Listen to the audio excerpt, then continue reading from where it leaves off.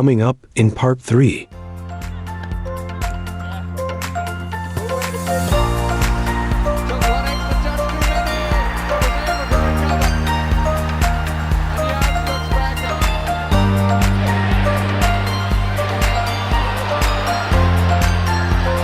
Because we didn't play bad at all on the night.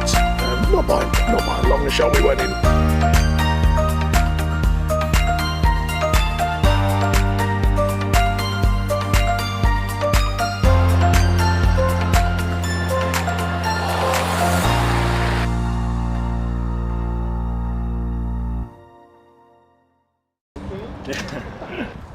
Hi, morning. 20 Thankyou. Eyes. After Everton's win against Ipswich in their last game, they are unbeaten in 4 games with 2 draws and 2 wins. But 4 straight defeats in their opening 4 games prior leaves them at the wrong end of the table. Their upcoming game is against Fulham at Goodison Park in a few days' time. Fulham have started the season well, but have lost their last 2 games. So the team will take confidence from that and take it with them to Goodison Park and look to extend their unbeaten run to 5.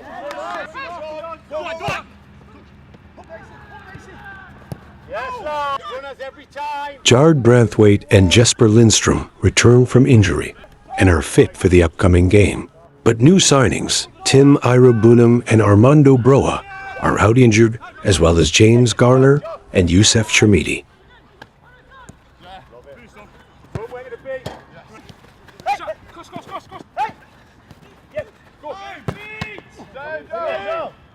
Calvert-Lewin hasn't scored in his last 4 league games. He holds the ball up well and gets the team up the pitch. But as a number 9, Everton rely on him for goals, which he doesn't get enough of.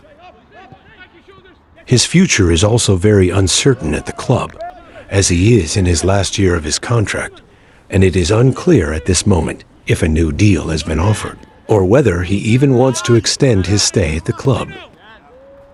At the start of the season, one of his goals was to break back into the England squad, but he is a long way from achieving that at the moment. Hopefully against Fulham, he can get his name back on the score sheet.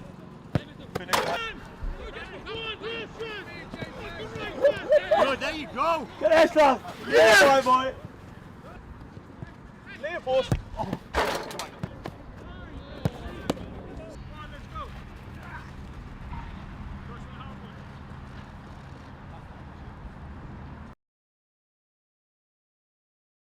Here's Campbell, chance for the hat-trick, he takes it!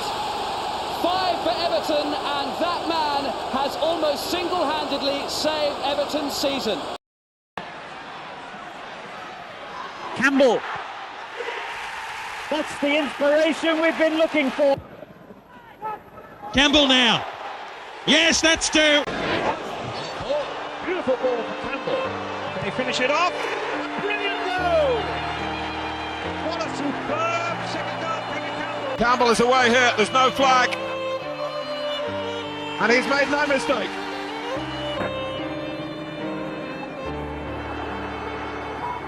Martyr, it's Kevin Campbell! Campbell, he's just got himself on the wrong side. Campbell's got himself into space. Took 1 extra touch too many, but was able to recover. And Youch looks back and says, where were you all? 5 in 5 for Kevin Campbell. Jeffers, Campbell. Scott Gemmell has come up as well. Here's Campbell! Scott Gemmell will take.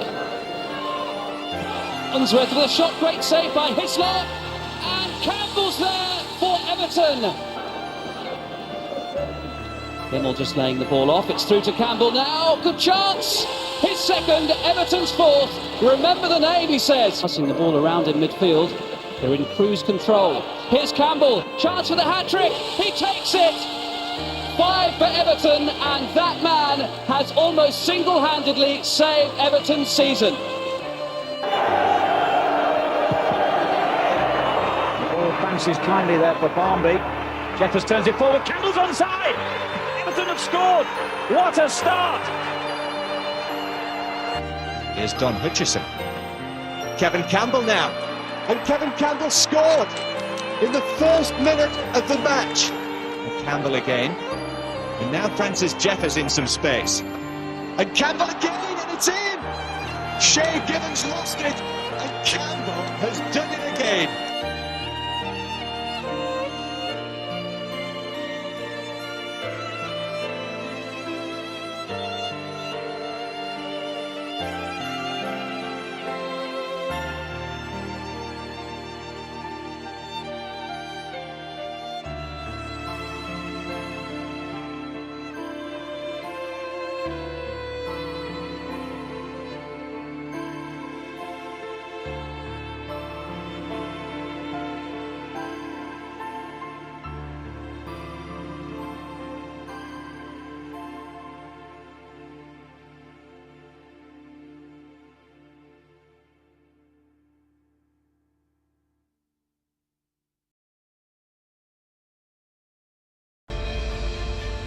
Match day 9, Everton versus Fulham.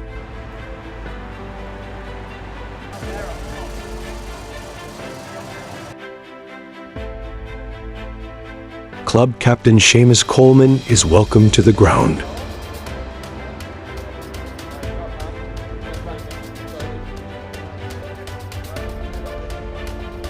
Today is Everton's Remembrance Day fixture, as it's their last home game before the 11th of November.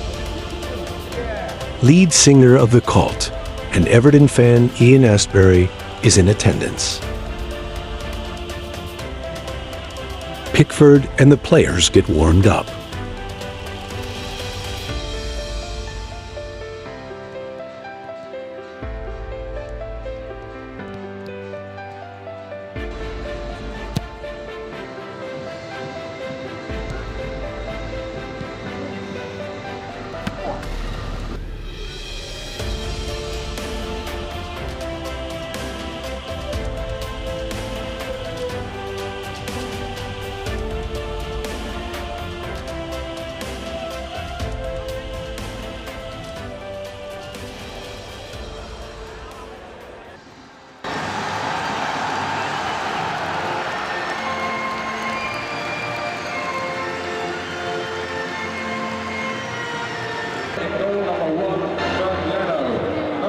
Last Corporal Stephen Rivers from the Army. Corporal James.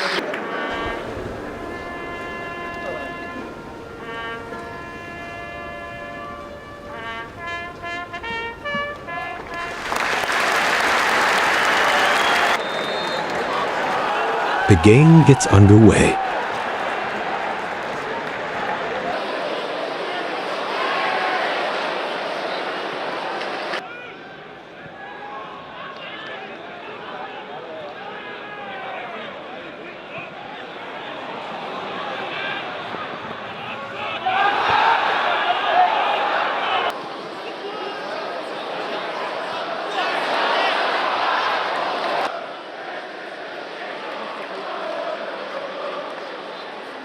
Fulham start the game better out of the two teams, but Everton are still having chances, which mainly just fizzle out into nothing.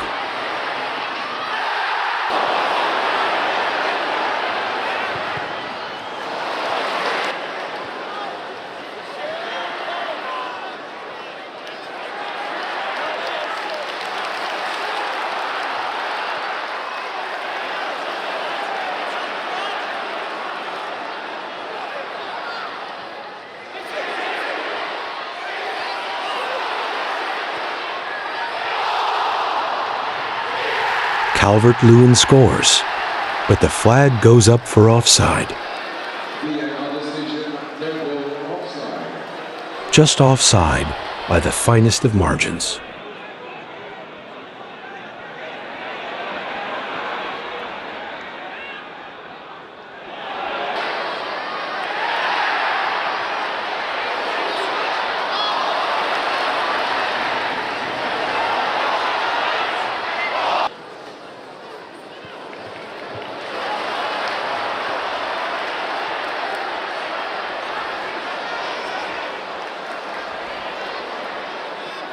The score remains goalless at halftime.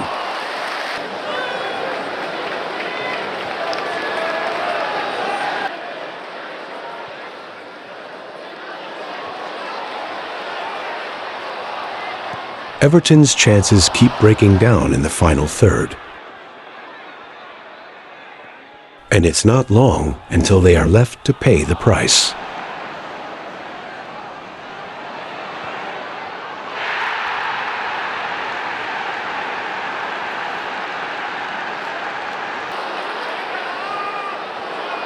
Urgency is required if Everton want to get anything from this game, and the crowd is demanding more from the team.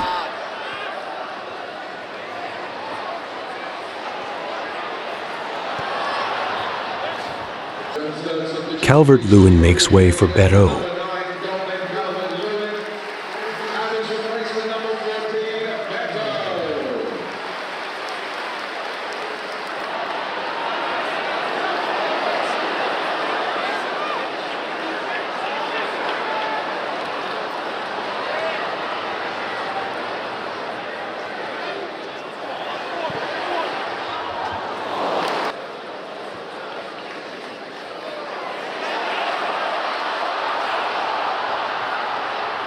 Beto wins a corner and tries to raise the crowd and get them behind the team.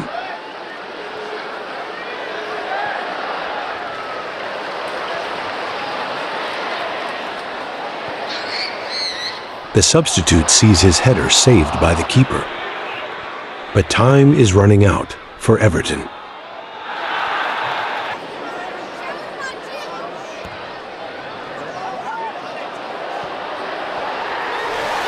Beto scores and the stadium erupts. The Blues draw level. It means a lot to the striker.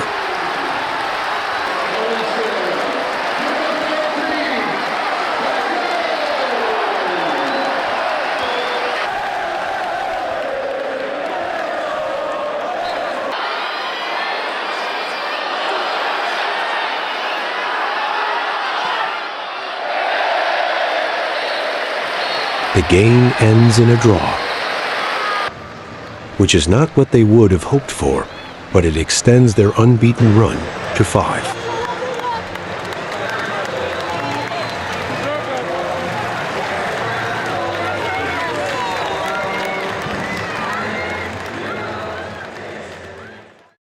Well, Beto, we weren't at our best tonight, but how important was it for you to come on and get that all-important equaliser? For me, it was really, really important. For me and for the team, it was important to get the equaliser because we didn't play bad at all. And me to come in, I just want to give everything I have, and I'm really happy to score the equaliser. And it's like this: we have more work to do. You can see you were very emotional at the end. What it meant to you? Just describe your thoughts after you scored. It means so much for me because of my previous situation. I was waiting for the opportunity, and waiting. I needed to work hard, very hard. I was working hard, and when you work hard, the opportunity when it comes, you are ready. So I was ready, and for me to head the ball and score for me was really important, not just for me but for the team, for the fans. The fans were screaming my name, even when I was warming up every single game, and for me to give this present for them is really good.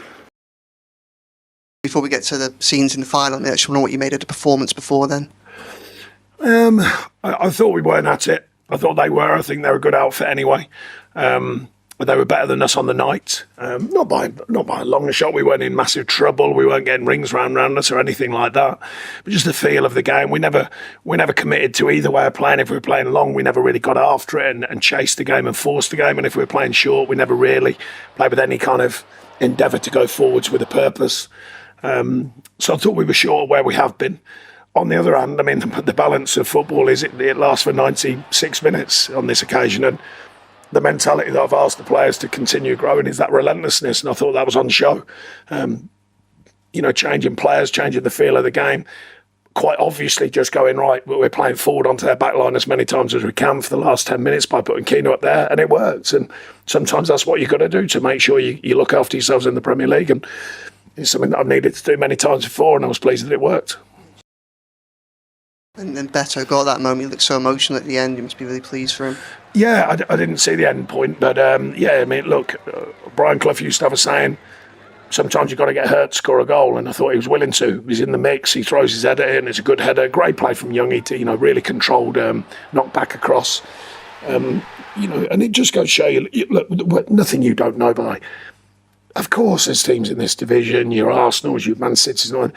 They can stick to what they do and they can find goals and they're relentless to the last breath in a different way. We've got to operate in different ways. That's the squad we've got. That's the task in front of us to make sure we secure ourselves in the Premier League season after season. And I'm pleased with that. You've got to adapt sometimes, and I thought the group adapted.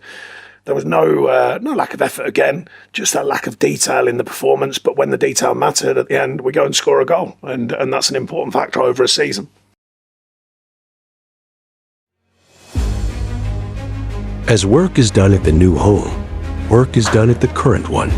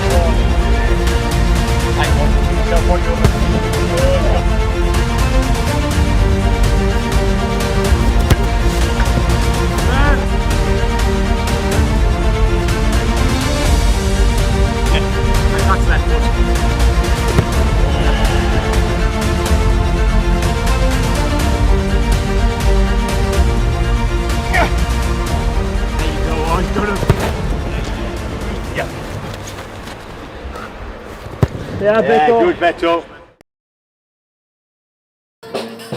Match day 10, Southampton versus Everton. The teams are ready for the game in the tunnel. It is Southampton's Remembrance Day fixture.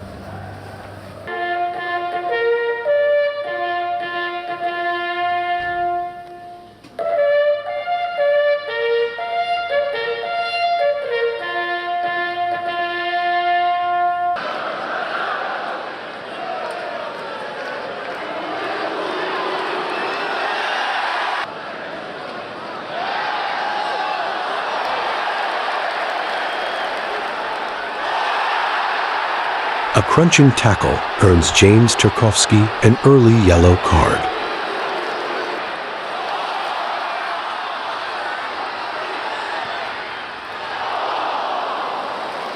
Chances keep coming for both sides, but Everton have started quite well and are dominating at this stage.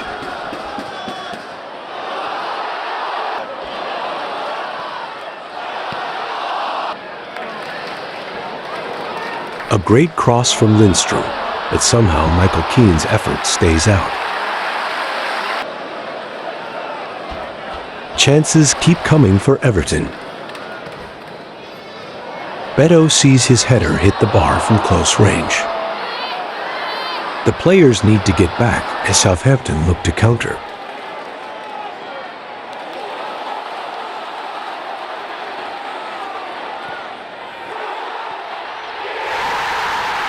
Southampton score just as Everton hit the bar down the other end.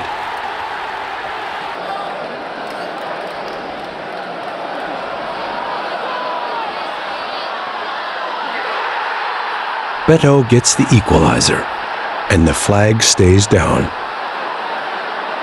But VAR checks the decision, which takes several minutes. The goal is disallowed for offside. The home fans celebrate as they take all 3 points. Sean, obviously a really tough one to take with the small margins, both ends going against us today. Yeah, a lot of our performance was right today. We created chances, good chances, high quality chances I'd speak about a lot. I don't remember too many that they had. Jordan had a relatively quiet afternoon and happy with the defensive side. Taking side, we keep getting into carers. We've got to find a better quality of pass. I mean, so many times we were breaking and couldn't find a slide pass or sometimes a simple pass. That being said, we obviously hit the bar. Beto goes through for me. It's a sending off, which we'll go on to in a minute. Keno has a chance. I think Manga has a chance, and the keeper makes a save. We look to threat from set pieces. Jack has a chance from a great ball from Dwight. You know, you've got to put some of these away because they're good. Away from home, of course, as well, creating that many chances. It's important to take them, of course. Added in the VAR situation, I didn't agree with it. I don't mind with the offside because I think that's what VAR is really, really clear with. But the sending off, I can't get my head around that. I mean, I've seen it back. I just can't get my head around how they don't think that he's driving in on goal on his own. But look, I mean, the big decisions, we haven't always felt right on them, particularly things like that and things like penalties. We know our penalty count is very low. So you hope one pays you back at some point in the future. Meanwhile, behind the scenes. We can tell you that the American investment company MSP Sports Capital have signed an exclusivity agreement with the Everton owner, Farhad Moshiri. Right to a huge blow for Everton now. The deal that would have seen New York-based MSP Sports Capital take a stake in the club is off. 777 Partners have signed an agreement with Farhad Moshiri to acquire his full stake in Everton Football Club. Developments at the club as 777 Partners acquisition is in serious doubt this evening. Farhad Moshiri has agreed to sell the club to the Friedkin Group, an American consortium that also owns Roma. Now to another takeover collapse for Everton, with the Friedkin Group walking away. Now to developments at Everton. John Textor, the part owner of Crystal Palace, is now believed to be the front runner to buy Farhad Moshiri's majority stake. It's a massive news tonight for Everton fans. In the last few minutes, confirmation coming into us that AS Roma owner Dan Friedkin has agreed a deal with the majority shareholder Farhad Moshiri to buy the club. I can read a statement that we have just received from Everton Football Club. It is a joint statement from Blue Heaven Holdings and the Friedkin Group themselves that the two confirm that they have reached agreement over the terms of the sale of Blue Heaven Holdings' majority stake in Everton Football Club. The transaction is subject to regulatory approval, including from the Premier League, the Football Association and the Financial Conduct Authority. But a spokesperson for the Friedkin Group goes on to say that we are pleased to have reached an agreement to become custodians of this iconic football club. We are focused on securing the necessary approvals to complete the transaction, and we look forward to providing stability to the club and sharing our vision for its future, including the completion of the new Everton Stadium at Bramley Moor Dock. So all that released in the course of the last few minutes, confirmation that that deal, and we understand that it will be an investment of between £400 to £500 million to acquire the 94.1% shareholding of Farhad Moshiri that will see the Friedkin Group complete the deal. At Bramley Moor, grass has been planted on the pitch. As the covers come off, are there any signs of life? Grass shoots have started to appear. Rollers and other machinery are used to get ready for the next phase.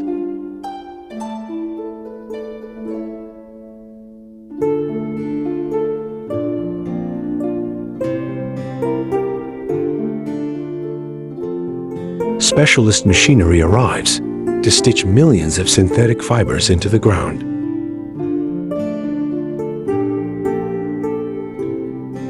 The fibers support the grass and provide strength and longevity.